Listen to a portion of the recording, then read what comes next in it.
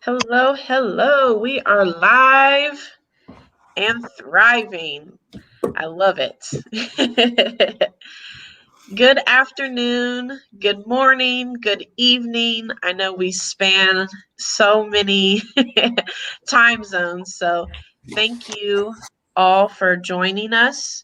It is day 3 of our Overcoming Anxiety workshop event that we were placing. My name is Ashley Jackson Thompson, and I am the owner of Timeless Dream Events. I plan special events for the terminally and chronically ill and their loved ones. This business was born out of my own pain, which I found purpose through. Miriam, why don't you introduce the people to you and what you do? Thank you, thank you, thank you. I hope everyone had a wonderful Valentine's Day yesterday. My name is Miriam Boldewijn, and I am the caregiver. I've been a caregiver, for more than 20 years to both my husband and my brother. My husband had a kidney pancreas transplant, and my brother had a stroke. So I've been dealing with a lot of unwanted feelings, and I gathered all my experience, and now I have the pleasure and privilege to guide you if you need help with preventing a burnout and owning your well-being. You're more than welcome. Caregiver 2.0 is my 6-week live online program. And I want you to know that I'm writing a book about my caregiver's journey. So I'm so excited today. And of course, we have Stephanie again with us. Hello, Stephanie, everyone. thank you so much for Absolutely. hanging in there with us. I am so happy to be here today. Apologize if I sound a little bit scratchy. Woke up kind of under the weather today, so everybody could just bear with me. I am an anxiety and empowerment coach and have just been loving having these amazing anxiety conversations the last few days. We've gotten really real. We've been talking about everything from self-care to boundaries to, today we're going to be diving into managing those what ifs and that uncertainty. So I live for these conversations. I'm so happy to be here. And so I'm just going to dive right in. So I know I saved this for day 3 because I love talking about the foundational things like we did the last 2 days first. So if you haven't had a chance to watch day 1 or day 2, I would really encourage you to go back because we've had some amazing conversation. We've talked, laid the foundation to really get us here today. And just kind of getting real. We're getting real. So I'm really also excited to hear, as I'm talking about these things today, if anyone who's listening has a story or a perspective you want to share, please, please, please comment. We would love to hear from you. I'm excited to hear Miriam and Ashley's stories about today's topic as well. And because I want to talk about that, the unexpected and the unplanned and the anxiety that really comes with that, what if sort of experience and thought process. Worry is hard. Managing worry can feel really, really overwhelming, especially when you're a caregiver. You're thrust into this very tumultuous situation where sometimes you don't know what each new day is going to bring or what things are ultimately going to turn out as, because there's no guarantees there, and there's no guarantees anywhere, which is, there's certain things in life that really bring the unexpected and that fear of the unknown into the forefront. And this is one of them. The nature of life is that we live not knowing, right? We kind of just have this false security sometimes over the future, right? Because we make plans and we know what we want to do, and we've 5-year plans, life plans, you have these dreams and goals and things like that, which are so not a bad thing to have, but those really get called into not quite questioned, but just to be looked at in a whole new way when you are thrust into an experience that you have no control over and where everything has changed. And it's almost like the rug has been pulled out from under you. And we talked a little bit about this yesterday. Ashley brought up what happens when you have to, like, you're faced with grieving the loss of the life you planned on having. And this really ties into that. And we started this conversation yesterday. And I wanted to tie that in because the first step to really facing that uncertainty and that worry and all those things that come up is actually what we talked about yesterday, which is allowing yourself to grieve what you need to of the life that you may have had to give up or put on pause or maybe have lost. The worry grows, right? That what if expands in our brains and threatens to just kind of blow out everything when it starts to run unchecked. And so this is where, like I said, I love that we've kind of been building, because on day one, we talked about the anxiety foundation that's built by the things that we, that foundation, that's the things that we're avoiding or the things that we're not talking about or not facing, that are just sort of stacking on top of each other, so that instead of starting off your day at a 0 as your baseline, your new baseline has become a 3 or a 4. And when you're already up to that point, like we talked about on Saturday, when you're already at a 3 or a 4, anything that comes in on top of that, like the what if worry, right? And that uncertainty anxiety is going to spike you up way past that mid zone. And next thing you know, you're at a 7 or an 8. And it's like, okay, how did I even get here? How did it get this bad? I don't understand what's happening here. And so this is why, addressing that foundation is super important. This is why not suppressing that grief and allowing yourself to feel and process it is super important. Because when we avoid things, which of course, no one can say that they haven't avoided something that's uncomfortable. We don't want to be uncomfortable, right? It's not a fun feeling. Nobody likes it. And so our brain and our body is going to do whatever it can to protect us from that discomfort feeling. Sometimes, though, the act of doing so actually creates longer term problems for us, by creating that foundation and shoving everything down and suppressing things into that jack in the box we talked about yesterday, where when you suppress the feelings that you don't want to feel, push them down into this box, the next time that it comes along, so say you've been suppressing all of that, what if anxiety, right? The next time that comes along, it comes in with kicking down the front door and knocking over that box, and everything just explodes out. So every time you feel it, it gets more and more and more intense. And, so I am going to I was actually going to, give a for instance Thank of you. something that happened with me. Just in our talks about how I realized I was doing that. I was just stuffing all of that, and I would it's almost like you walk past it, and it's that elephant in the room that you don't want to address. So, a lot of caregivers can, agree with this. We don't deal with our own issues. And as far as, physically, like my burnout, my anxiety looks like stomach ulcers and migraines. And I didn't know it was from anxiety, but now I know. And now I am dealing with it.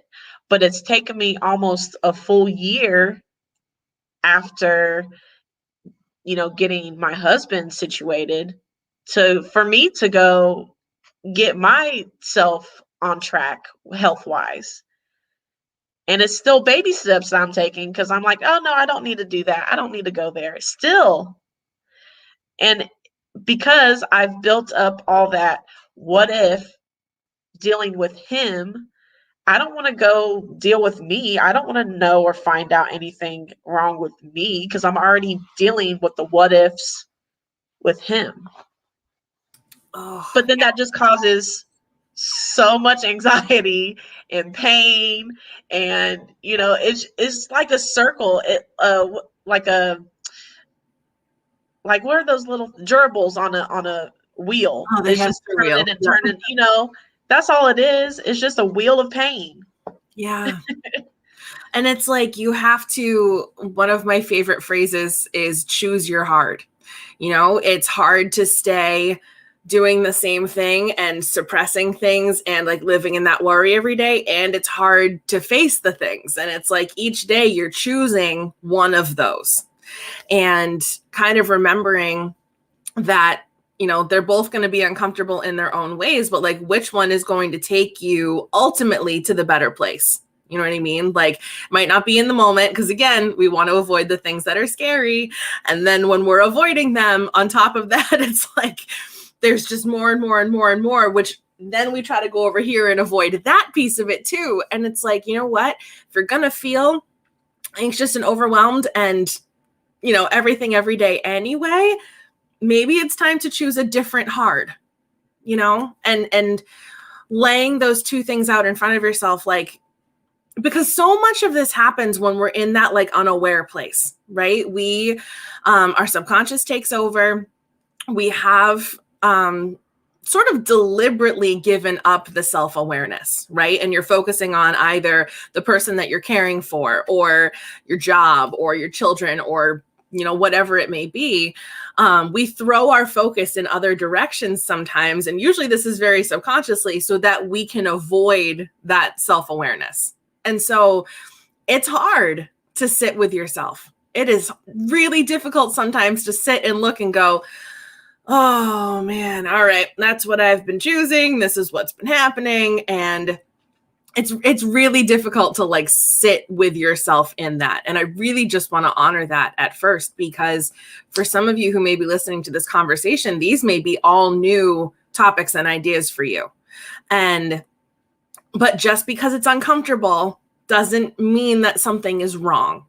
And that's the important thing to remember, is that our anxiety is always lying to us, always. And so there's usually something in the back of our head going, well, I can't face that because if I face me and I have to figure stuff out, then I'm going to have to go over here and so I'm not going to be okay. No, you are. You are going to be okay. And like bringing in that voice of reason. And, this is where naming the nasty girl or naming the anxious thoughts and like giving them a personification can be really powerful, because then it's easy to come back and go, okay, I see you. I know what this is. I know who you are. All right, Stephen, enough is enough. I'm taking over here. Like whatever the name is, That's good that you bring that up again, because then at least you can acknowledge it and stop it dead in its tracks, right? Yeah. Yeah. And we have to be, that's the thing is every single thing that it comes down to here is about a choice, choosing to pay more attention to our self-talk, choosing to acknowledge, okay, I know what this is, and then choosing a different thought. And so, there's a lot of power that comes with that, but it can be a really difficult switch to make. And, Ashley, I know you were saying like, it's been baby steps for you for like a year to kind of work through some of these things. And that's the thing, it's easy to sit here and talk about. I'm still living it. Ashley's still living it. Miriam's still living it. Like we're doing it. We're in our own personal journeys. And Miriam, I would love to hear from you. Yeah, absolutely. I can totally relate what you're saying. My what if moment came when Martin, my husband, after his first kidney transplant. I don't know why it happened then. Maybe because we finally had a moment, the idea of that things would go well, that things finally would go better because he had a transplant. Does it make sense? The time before he was on dialysis, his kidneys were doing very, very bad. And The what if moment, it hit me. It really hit me when I went to the hospital after surgery. What, oh my gosh, what if his body rejects the organs? What, oh my gosh, that would mean that he would go on dialysis again. That would mean 3 times a week to the hospital. That would mean that I have to cook again. That would mean that I have to drive again. Oh my gosh, and on and on and on and on and on. And it really exhausted me. I felt so tired in my head because every morning I woke up with a low battery. So the energy I had was all like gone because it really exhausted me, and it made me feel sad and make me cry. So I thought, Miriam, what you will do is, what if it goes well? Try to be positive. What if it goes well?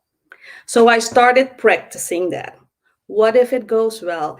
And as soon as I did that, the negative chatter came. Yeah, but I said, I'm gonna keep the yeah and skip the but.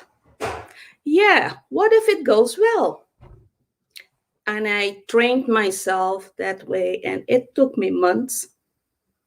But I was really scared. I was really afraid that what if his body rejects the organs? That would mean, I said, no, Miriam, think positive. And um, what if it goes well? Try try to start with that simple thing and that simple thought, and it really helped me. So I know what you're talking about, Stephanie. It's and Ashley, of course. Um, but that was my what if moment after surgery. You I know, should be happy, but the, the what if was there. What if? it's so hard, Miriam, and I know we've talked in length about this a lot, but it seems to me that Martin and, my husband Troy, they didn't question things. Like they were just like, "Hey, whatever's going to, help me get to from this point to point, better." Do what you got to do, doc. But us as the caregiver, we are stressing out, right? We're like, well, what if the transplant surgery goes wrong? And I'm thinking, oh my gosh, what are they doing in there? It's been 6 hours already. What are they doing in there? We are the ones questioning. I remember questioning God. Why? Why is this happening to me? I've already lost one of the most significant men in my life, my dad. And now you're telling me that the husband to be, because we were engaged, is sick. Why? Why? Why is this happening? I thought it was a reflection on me. What did I do wrong? And, it wasn't until after this whole process going through my caregiver journey, it has brought me to this point of, it's not about Ashley. It was, that was in my mind. It was truly all those questioning thoughts, all those negative thoughts. It was all in my mind. And I just think it's really curious how, there might be some loved ones out there that ask those questions, what if and why me? But for Miriam and I find it very interesting how we were the ones questioning, but our loved ones were all in. They were ready. They're like, let's go. But we were apprehensive. Yeah, and they were, Martin and Troy. When you have been ill for so long, you're like, okay, I'm gonna grab this with both hands, and I won't stay ill. This is my moment. I'm gonna grab it, and I'm getting better. So Martin was so busy with getting better, recovering, and I was like, okay, but what if? What if? What if? What if?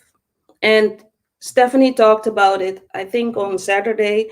the breathing exercise, that really helped me. Absolutely, sorry.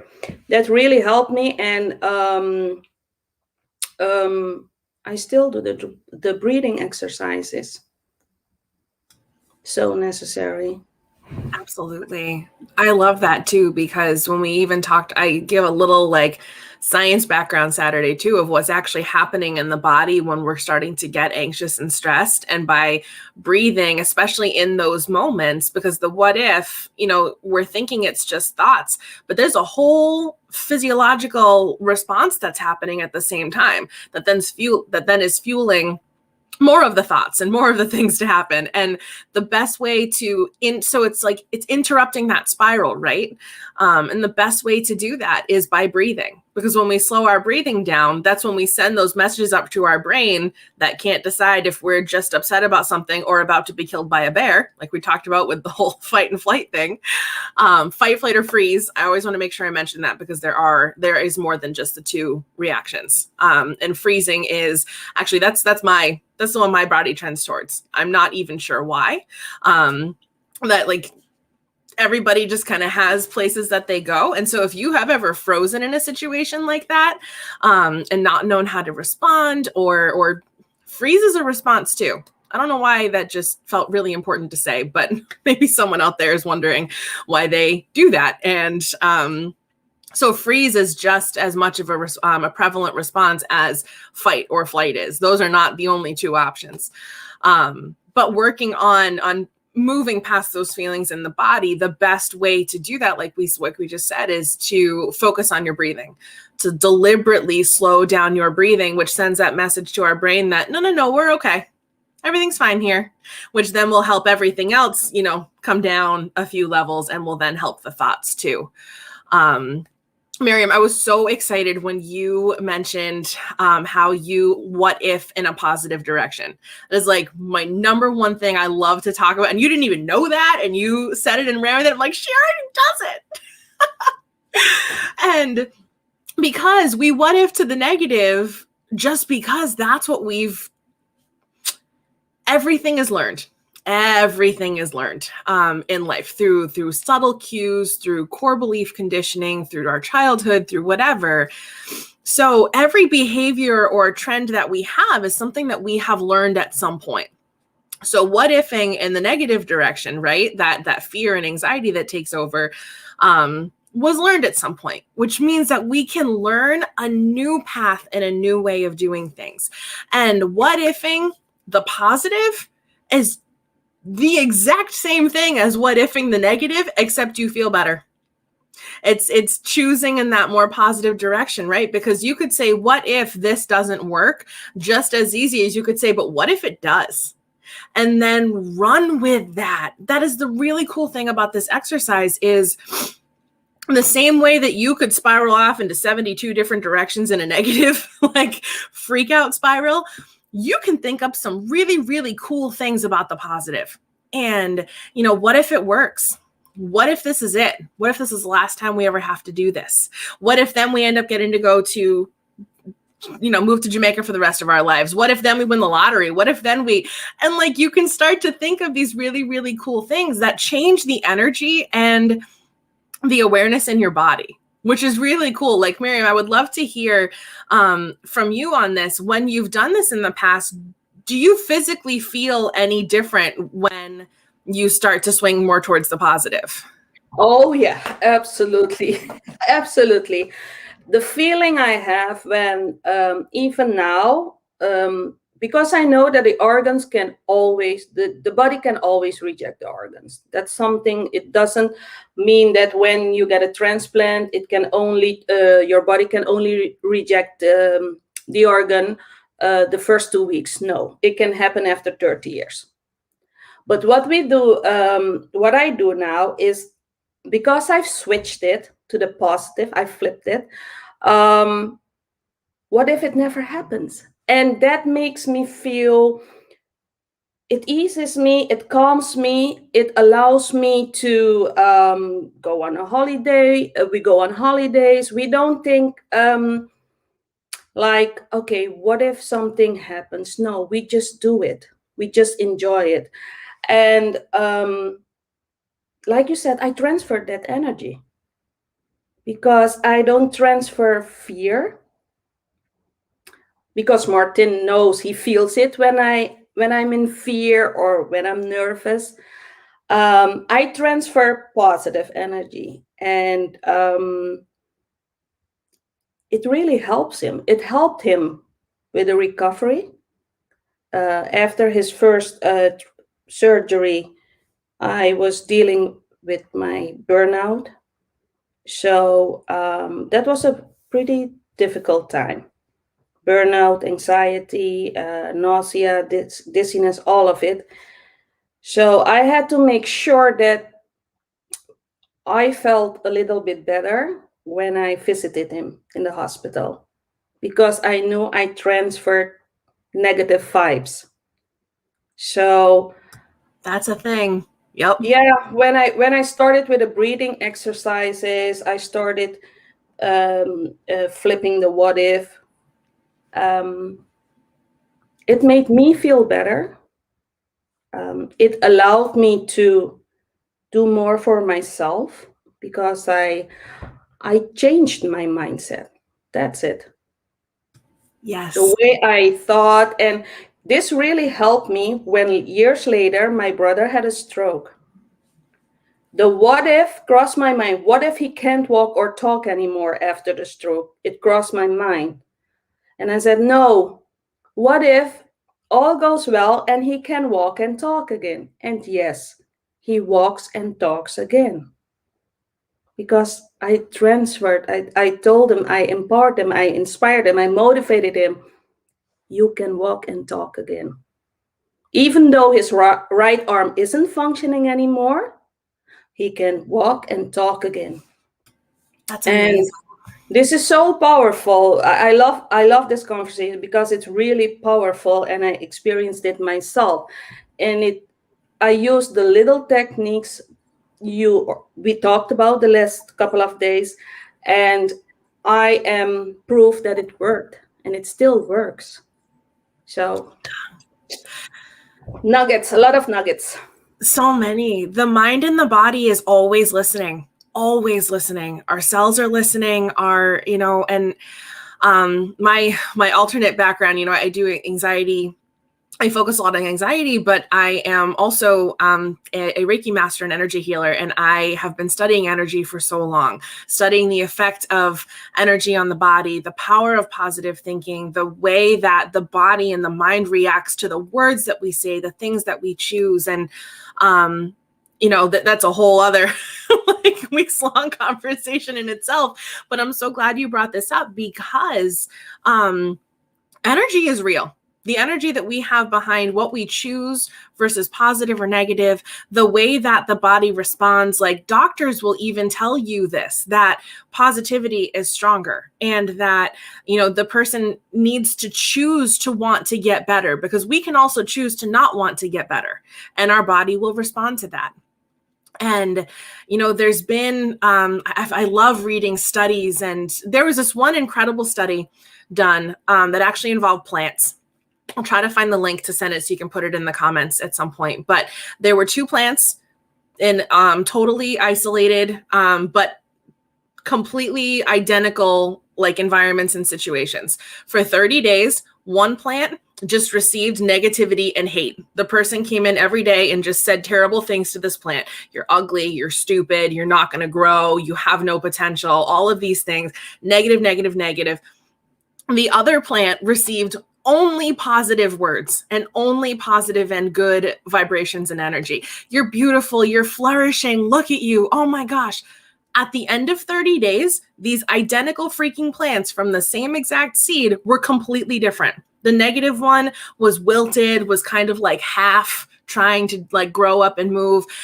The other one was 2 times as tall, was flourishing, had petals and flowers and all of this stuff. And it was unbelievable. I'm going to find this so I can send this to you guys about just the power of, and that was a really good example done about self-talk and how we speak to ourselves, the words that we choose to whether it is choosing whether a positive or a negative what if, and what level of anxiety we have with that, or even just, we talked about yesterday, Miriam challenged everyone to write down 5 things that you love about yourself, 5 things that are wonderful about you, and choosing those things every day. And then I challenged you all to record yourself in your own voice saying it, because there's such power to that. And there is, there is evidence of this everywhere. I geek out over this, so hence why I just went way hard on that tangent. But I love this. When Martin was on dialysis, we visited a Chinese doctor, and he provided Martin with herbs and acupuncture. And he taught me how I could transfer energy when Martin was in pain, or he wasn't feeling well, or his energy was low. Even though my energy at that time it wasn't 10%, but maybe 50 to 60. So I was already suffering from exhaustion. So he taught me how I could fill my own cup, my energy level.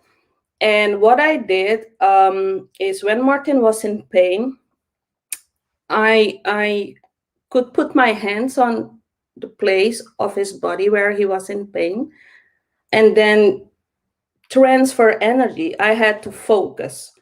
And sometimes Martin told me, okay, you can stop now because it's burning so much energy. And I could feel it here in my hands.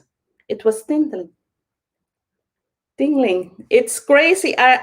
It sounds crazy, but that also helped him. I could transfer energy, but I had to make sure that I was feeling okay when I did it. Yes. But it also helped me, and we started practicing qigong, those slow movements the Chinese Such a do powerful in the gardens practice. usually.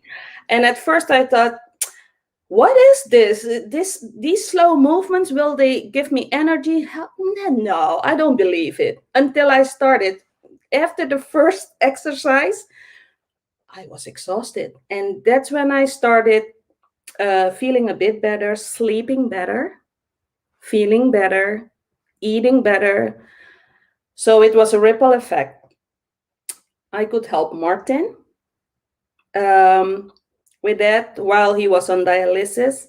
And finally, 1 year later, he had his transplant. He had a major surgery, and he came out of surgery very well. So I'm happy you brought this up. Absolutely. Thank you so much for sharing all of that. That's incredible. I mean, clearly I'm a Reiki master, so I love all the energy conversation. I know acupuncture is so powerful. I'm actually going for my own first acupuncture appointment next week. So I'm excited that you just brought that up. It is a super powerful practice. Hospitals even are starting to get on this trend. They offer Reiki to inpatient inpatient patients. Words are hard. To people in the hospital. Sorry.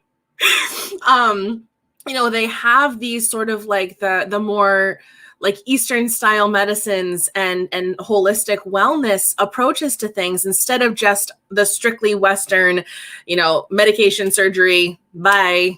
Like that used to sort of be the trend around here. So I love seeing that change, because it is so different. It's not just our physical body that's healing. It's our soul. It's our energy body. It's all of the different pieces, our brain, our thoughts, like everything that just makes all of this up. And by starting to focus on these things, by, honest to God, just starting to shift first, choosing positivity, choosing the different language that you're using with yourself, it's going to have that ripple effect that I can't shut up about. I've mentioned it every day that we've been together, on your life, on the life of your loved ones, of those around you.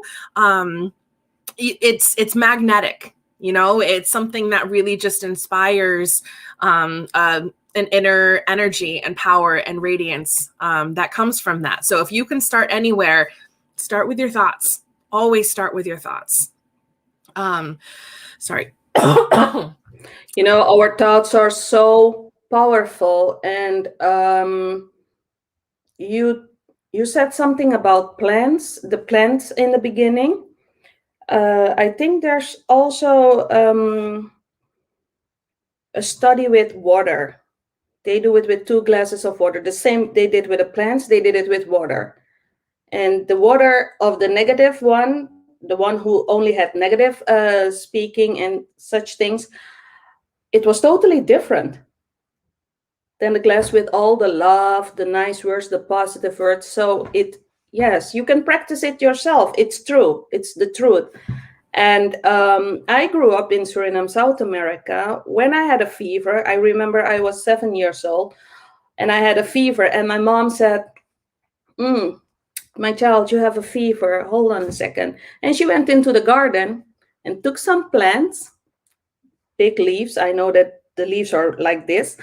And she took her calabash. Do you know what a calabash is? What they use in Africa to drink and to fill water in? It's a plant. It's like a big balloon, grows on a tree. And she just said, okay, she mashed those leaves and just put water in it, let it soak in for half an hour or so. And then she called me. But I remember I was feeling so sick. And she said, okay, I'm just going to wash your head and you're going to feel better. And believe it or not, she washed my head with the water and the leaves. And half an hour later, I was like, okay, can I go play? Yes, and that's what they still use plants in Suriname. They don't drink aspirins very often until it's really necessary. And I grew up with herbs, plants. Whenever I was feeling nauseous, you have plans for if you're suffering from this. Of course, at a certain point, you need Western treatment, medication, just like Martin, of course. But we tried both. And here in Europe, the hospital in the Netherlands, the doctors also said, please try both. Try both. If it helps, why not? Yeah.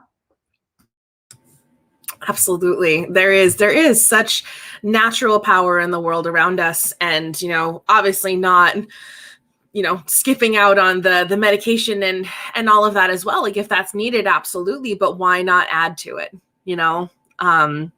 So I love that. I did want to make sure, we've been having the worry conversation, and, we are talking about, yes, choosing positive thoughts and things, but I know that in the beginning of doing so, it can be really hard to make that switch. And so you also want to make sure that you honor the feelings that you're having and all of that. So one of the things that I suggest when someone is kind of starting off on overcoming their, the negative what ifs and things is, in addition to the thinking positively, identifying and choosing a new path, sometimes you just need to get it out. You just need to speak what's happening, what's going on in your mind. Because when we say it out loud, again, I think I mentioned this yesterday, it loses the power that it has over us when it sits quietly, just festering inside of our mind. And so getting it out, I would suggest for the first, and if this helps, but for the first couple of days, the first couple of weeks that you are trying to make this shift for yourself, if it still feels very overwhelming to you, set aside 10 minutes of your day. This is my worry time. I know that these are worries that I'm having. I know that this is in here. I am going to give it this 10-minute space over here at 3 p.m., whenever it ends up being. I'm allowed to worry during this space. And then at 3:10, I move on with my day. And saying it out loud, giving it space to move through you, because we never want to use positivity to just mask or roll over what's really going on underneath. There is a toxic positivity that's out there where people are just told okay, come on, no, pull it together. We gotta be positive. We gotta do it. Love and light. And there's nothing wrong with love and light and positivity. But when when we steamroll over the feelings that we're having and the worry that we're experiencing without giving it time to move through and out of us, all we're doing is taking positivity and using it as a hammer to try to like nail all of the negative and anxiety and things into that box that we talked about earlier. So giving it this, like, honor it, let it out. You know, use 10 minutes a day. This is my worry period. It's my worry 10 minutes. I'm going to say the things that are happening, journal it, get it out. I call it verbal vomiting. That's what my clients and I call it. I use Voxer with my clients, which is a messaging app that's actually like a walkie-talkie, which is really cool. And I tell them, like, listen, when you're having a moment, just verbal vomit at me in Voxer. Let's get it out. I'll hold space for you. And then once it's out, cool. How are we going to move forward from there? But that is so much better than just trying, like, you know, again, pushing it down, trying to ignore it, suppress it, do all of those things. No.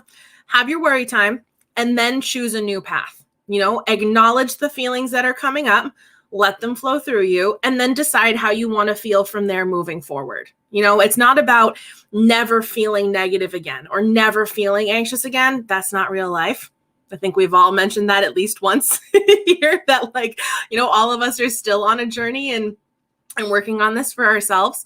But you have to honor the things that come up for you too. You know, that's part of your shadow, and every single person has a shadow, has these darker parts, these things that come up, the feelings that maybe we don't love diving into, you know, that anger, that grief, all of those things. But that's part of being human, is we're going to feel these things. So feel them, allow them to move through, have your 10 minutes of worrying a day. And then the empowering part is when you choose instead what you want to focus on, how you want to feel, the thoughts that you're going to have, but without doing so in such a way that we've just like negated all of the other pieces of things, you know? So I hope that that's landing okay. Yeah, and I too would also caution who you may say some of those worrying thoughts to, because of the whole, you know, love and light, like, you got this, like, you'll be okay. Yeah, it's all right. You know, even though no one in my immediate circle, other than, like, say, my mom and my grandmother, had been caregivers, so, like, no one my age, you know, could relate to me. And but I'll say, but I did have this really, and still do, really, really good friend, more like a sister, who I literally would talk to every day. She knew my and Troy's schedule better than I did sometimes. Like, she would surprise me by saying, "Hey, are you on the road to the hospital now?"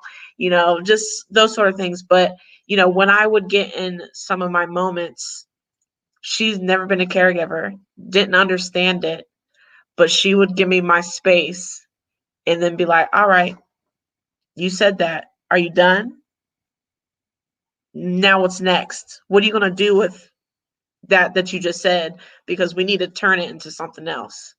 And, you know, to this day, I thank her and I acknowledge those words that she said to me, because I was low. You know, I had my mom to encourage me, but she's my mom.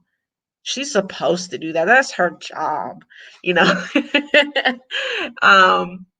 But yeah, it was just encouraging to have someone in my life to be able to give me that check and balance. Like, okay, we've said those feelings, but what's next? Because now we have to take action, right? I Because you'll love, let it sit there and fester. yes. I love the what's next. That's a really powerful, like trigger thought. And I mean trigger in a good way in this sense, like it you know, triggers action. to be like, okay, so here's where we are. Here's where we let go. What's next? And it sets up your brain to go, oh, yes. Okay. Plan. What are we going to do? And it gives you an opportunity to make that choice. So I love that wording there. That's really powerful. Thank you for sharing that, Ashley. Yeah. And when you have someone who helps you with this, you are encouraged to move out of that dark place. I always call it the dark place. Because you can't do it alone. You need someone, at least one person or two persons, who can help you get out of there. Get you out of that comfort zone. Yeah. That nasty comfort zone. Which is funny because sometimes the comfort zone is a place of discomfort in itself, but it's the discomfort that we know. And so we gravitate towards that instead of making that shift in a different direction. Yeah, I tell people I had to get uncomfortable to get comfortable. One of my other favorite phrases. You guys are like in my brain today. I love this. Absolutely. Like, oh, and yes. And Ashley, you made a really good point too, when you said about, be very conscious of who you are speaking your worries and your fears to. And, it does come down to knowing who the people are that are going to respond in the way that you need, as opposed to, and, a lot of times people mean well. They do. Most people aren't trying to steamroll right over the things that you're feeling. It's just that they don't know how to handle what's being said to them, which is not your fault, is not their fault. It's just not a good match for that. And so being really aware of like, okay, so who are my people? So you've got your mom, you've got that best friend, like a sister, your grandmother understood, like, okay, so that's probably like your core. And making, like, I love that you have created the community that you have for caregivers, because you've now created a space for all of these people who understand each other to get support and to be able to like, that is such a beautiful and necessary thing for any of us, but particularly for, it's the Sudafed. I'm telling you, my brain's just not kicking on all cylinders today. Yes, particularly for, I think a lot of the people who are in the scenarios that you guys have described is I can just imagine how isolating that feels. And anxiety in itself is going to work real hard to isolate you even further than you're already feeling. And so, yeah. Yeah, because it gave me a sense of I'm out on this rickety boat in this large open sea. That's what being a caregiver seemed like at times. And again, not that I didn't have help with Troy, because I did. Like if I needed to step back, my mom, my grandmother, my auntie, they would step in, fix him food. My mom would take him to his appointments if need be. But it still felt like all this weight on you, and you didn't know who to unpack it to or where to unpack it. So when I became more bold with sharing my story, that's where, caring for the caregiver, treat yourself group came into play, because I wanted caregivers to know that it is okay to treat yourself. Because, we've mentioned the past couple days the feelings of guilt when you would think about yourself. But I want to be able to let other caregivers know, like, that's not the case. You have to. And again, I'm going to keep beating this horse until it's dead, but it does not have to look like a luxurious spa day. It can look like you journaling, meditation, praying, listening to music. My favorite is going to my car, sneaking out the door because I don't want him to even know where I'm at. Sitting in my car, sometimes I drive away and listen to any and all kinds of music as loud as I want. That's self-care. it can look like anything to you. It has to be yours, and it's okay to participate in it for you. It's okay to love on yourself, to show up for yourself. And that's just the message I want to bring to caregivers, because a lot don't know where to even begin when it comes to self-care and self-love. And then, you know, just with open arms, just, it's okay. We are in this together. Like, no matter at what stage of our caregiver journey, we're all in this together. Yeah, but you know what? It can be so overwhelming if you have so much on your plate. You simply don't know where to begin. And that's why I tell fellow caregivers, try to start with baby steps. Don't try to start with a spa day. Of course, if it's possible, why not? Start with 15 minutes. Start with your morning habits, evening habits. If you don't have them yet, try to find out and do something you love, something that calms you, especially in the morning. So you can start the day off very easily. And when I feel like, okay, I'm getting hyped or anxiety is right behind me, I'm like, okay, get out of here. Get out of here. Husa. But it can be very overwhelming if you think, oh, I want to do this, I want to do this. I have so many things to do. It's very overwhelming. I mean, I remember, and I know I would love to hear what you were thinking when they told Martin, but you know, I felt like it was an outer body experience that I had when I'm sitting in the examination room with Troy, and the doctor comes in, you know, to confirm our worst fear, that not only did Troy have cancer, but you know, Troy goes above and beyond and has stage 4 rare cancer. And I'm just like, huh? Like, I'm there physically, but my mind is like up and looking down and like, girl, what? And just the immediate way, it was like a tidal wave, because I'm like, this isn't real.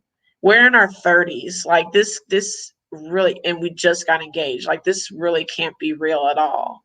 So, you know, you know, I understand that feeling of a tidal wave of emotion, of anxiety, and like I brought up yesterday, the different sides of grief that can come with, you know, an actual passing versus the grief of your perfect picture of a life that you had in mind. But I would be curious, Miriam, to hear about like your experience when you first heard what was happening with Martin. I remember he had a recurring appointment at a doctor as a diabetic. And we went in the doctor's room office, and I looked at the doctor and I said, we were dating for a couple of months, maybe a year. And the doctor looked at his file, and I could tell this isn't good news. And he said, Martin, I'm so sorry, but your kidneys are only functioning for 17.17%. And I was like, what? What does that mean? Why haven't you told us earlier that he was suffering from kidney failure? It was like, boom. And I remember that Martin squeezed my hand, and I knew that he was mad. Like, why are you telling me this now? Why haven't I heard it before? Yeah, you have to stay in the hospital because we have to do some more tests. And I was like, okay. So I had to take the subway home because we didn't went with a car. It's in the center of the city, so it was really busy. And while I was waiting for the subway, I started crying. I called my sister and I told her what just happened. And she said, don't be scared. I will be with you. I won't let you sleep alone. Please let me know when you're back at home. I said, okay. So when I went back, I'll never forget that moment.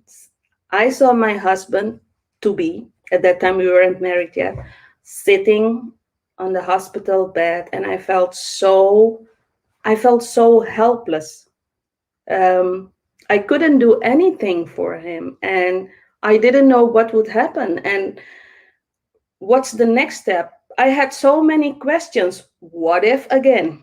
Um, what's kidney failure? And after a couple of months, we heard that his kidneys were doing really bad. And if he didn't have a surgery within a year, it might be over. So at that moment, I was like, Ashley, I guess I was like, what? Just like that? Yep.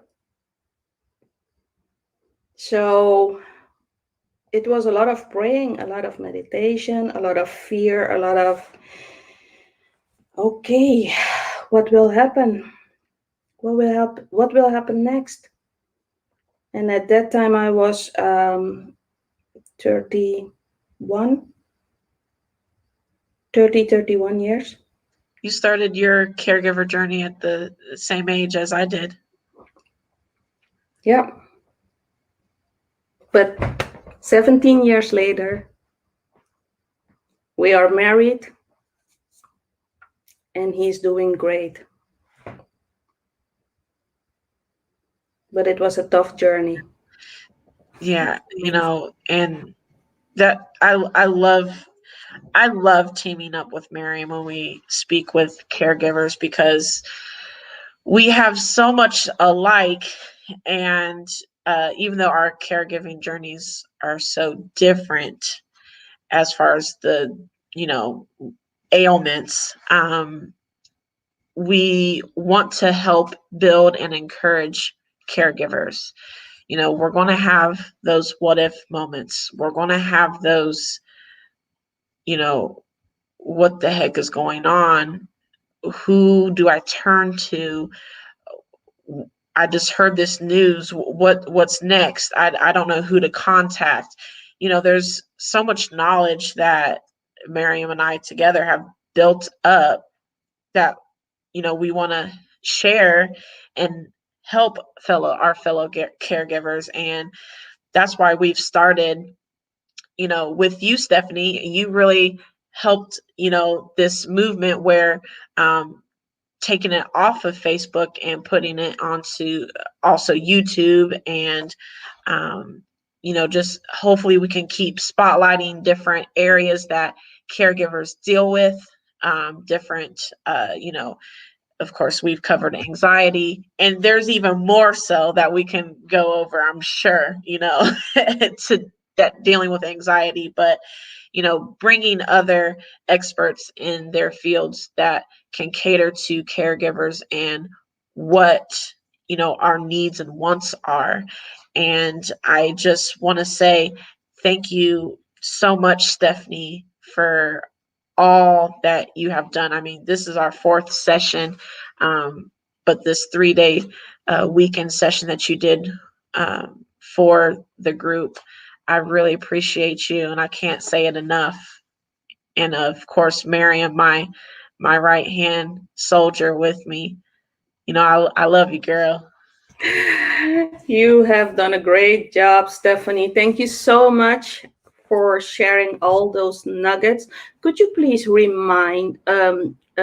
repeat your business with our viewers? Yes, absolutely. First off, thank you both for the sweet words. And I'm so, so happy to have been here. And, when this was put on my heart to do this weekend with you guys, it was something that just felt like oh my God, yes. And I was so happy when I reached out to Ashley and she was like, oh my gosh, that'd be so great. So this has been amazing. This whole weekend has been, and I'm really hoping that, this is able to reach, a lot of people moving forward. And but yeah, so the name of my business is Upleveling Unapologetically. That's actually the name of my website, just no spaces. So uplevelingunapologetically.com. I do specialize in anxiety, as we've been talking about, but also empowerment, confidence. I'm a Reiki master and energy healer, as well as speaker. So I have a lot of different facets of things, which I love. Okay, I think Reiki is going to be in the future. I like that. Oh, yes. I love Reiki. Oh, and just energy in general. Like, there's so much more to our experience as humans than just our physical representation of it. So I love being able to chat more about that too. But if anyone is, if anything that came up over the course of this weekend, you want to have a little bit more conversation about, my DMs are always open. You can find me on Instagram, Facebook. I love having conversations. I do a lot in my free group around anxiety, energy, all of the things too, which you can find right over on my profile. But yeah, message me anytime. My signature group coaching program is actually called Make Anxiety Your Bitch. And I love it. It's 8 weeks long. We have a lot of fun. It's a great vibe in there. While at the same time that we're healing and overcoming, there's also, we make it a lot of fun. And so actually the next round starts today. So today's the last day to join if anyone is interested. I run it about 3 times a year. So, if today's not the right day, it will come up again. But it happened. The timing was really, really good with where we were here with when that was starting. So I definitely wanted to make sure to mention that. But I would love to continue this conversation with anyone. If you have any questions, please, I'm, my social media is an open door, and I would love to chat more with anybody. I just love your energy. I get so excited. And Miriam, where can we find you? What's on the horizon for you? MiriamBoldewijn.com, Caregiver 2.0. My program starts March 1st. 6-week live. I want to see you. I want to empower you. I want to motivate you. I want to get you out of your comfort zone, because I really have the privilege and pleasure to guide you, to own your well-being. You're doing an incredible job as a caregiver, but you have to take care of yourself first before you take care of anybody else.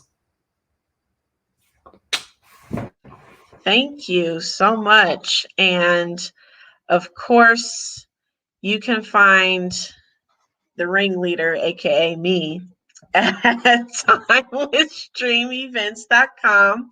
I do have a freebie on my site if you join the newsletter crew, and it is a self-care downloadable 10 tips for you. Just again, join the Caring for Caregiver Treat Yourself group if you're a caregiver and you're needing some tips, you're needing uplifted, you're needing that love. We appreciate you. I appreciate you. I love you. Come join us. And, one of the last things I'll say is, if you haven't felt loved and appreciated, just know that you are. Maybe your loved one can't express it, but you are loved and you are appreciated and you are very deserving. And if you go to my website, you'll be able to actually find a Valentine's Day box, or we'll just call it a self-love box. And it has all kinds of goodies in there. I was sharing with my aunt last night. She was asking about love languages. And I told her, this box is for you. It has the 5 love languages book, a self-care journal in there, a nice pen. Different coaches are involved in this box. So, a writing coach, a business coach, all the things. It's made with love. It's for love, your self-love. Please love yourself. I know I say it all the time in my group, but please love on yourself. We have enough in our surroundings and our environment that beat us up. Don't let yourself beat yourself up. You can love on yourself. I give you the permission to love you. And guys, let me know, for the ones that are tuning in from the group, let me know what you want to see. I love doing these kind of workshops with you. Please let me know what you want to see, who you need to hear from, and I can try my best to make it happen. And again, Miriam, my right-hand woman, I love you, sis. Thank you so much for everything you do, for you pushing me and helping me create the air beneath my wings. Stephanie, I love you, sis. Always. I love you too. Stephanie, I cannot, tell you eloquently enough how much I appreciate you for dropping your knowledge on us. I love the quotes that you have given us, and I hope we can, do something like this in the future. Maybe with the energy work, because I know there's a few ladies in the group that would probably really benefit from it, and I would probably even open it up even wider, because energy work is very important. And what Miriam had to say about it earlier, I was blown away. So I would love to know more about it too.